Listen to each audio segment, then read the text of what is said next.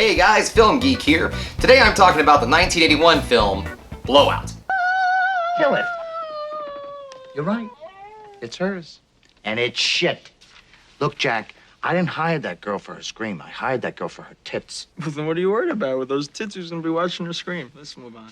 Blowout's directed by Brian De Palma, starring John Travolta, Nancy Allen, and John Lithgow.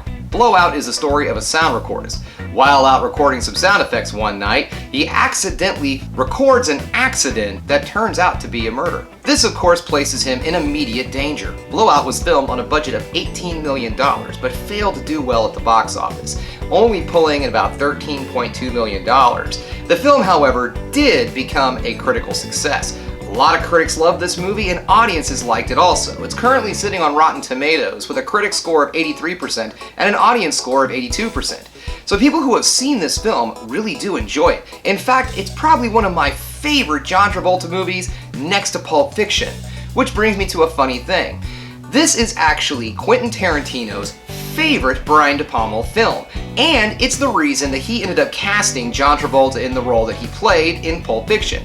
Quentin Tarantino really enjoyed his performance in this film, and I have to agree with him. John Travolta does a fantastic job in this movie. I know that he gets a bit of a reputation for being a bit of an over-the-top actor, but remember, when he reins in his performances, he can do an absolutely great job. This is an early film of his also, and like I said, I think he really shows off that he has a future in Hollywood, which, well, yeah, he did have a future in Hollywood. So, one of the main reasons they believe that this film did so bad at the box office was actually due to word of mouth. The movie is a bit on the dark side, and I'm not going to give any spoilers away, but the movie does not end on a high note, I will tell you that. And because of that word of mouth, it really killed it at the box office. Apparently people in 1981 were not in the mood for a downer film. They wanted something with, I don't know, rainbows and sugarcane fairies and shit. Things I like about this movie.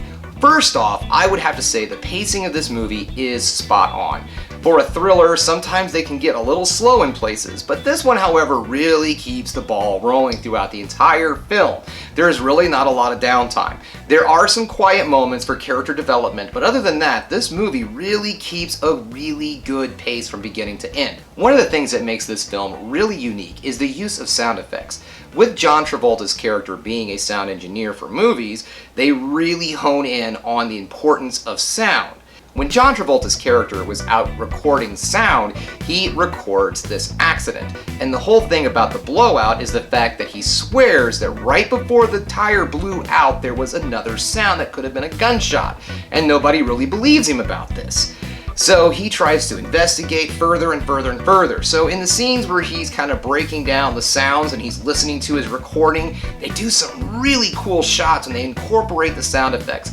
So that's one of the things I really enjoyed about this movie a lot, was the incorporation of the sound effects. Okay, now I've already said that John Travolta did an absolutely great job in this film, but I also need to bring up the fact that John Lithgow knocks it out of the ballpark. He plays a very different character than I think a lot of you people at home probably know him for. He plays this secret hitman kind of guy who's hunting down John Travolta and Nancy Allen. And my God, he is good at this. He is scary. He's just an absolute psychopath. What's great is that, of course, as John Lithgow, he looks like this nice guy, but oh no, he will straight up murder your ass. Okay guys, if you really want to see this movie, you can watch it right now. It's for rental on YouTube and Google Movies. Those seem to be the only two that I found it out there on right now. Like I said, this is a kind of underground hidden film. If you haven't seen it, I highly recommend it. It is definitely worth that rental fee. It also pops up on Prime from time to time for free, so if you are a Prime member, keep your eyes open. I swear I see it on there at least every 4 or 5 months. Okay guys, that brings us to the end of another Film Geek video. Thanks again for watching. Don't forget to hit that like. Subscribe to the channel if you haven't yet. I'm trying to meet a goal right now, guys. Trying to get 100 subscribers before the end of the year. So if you haven't subscribed to the channel yet, please hit that subscribe button.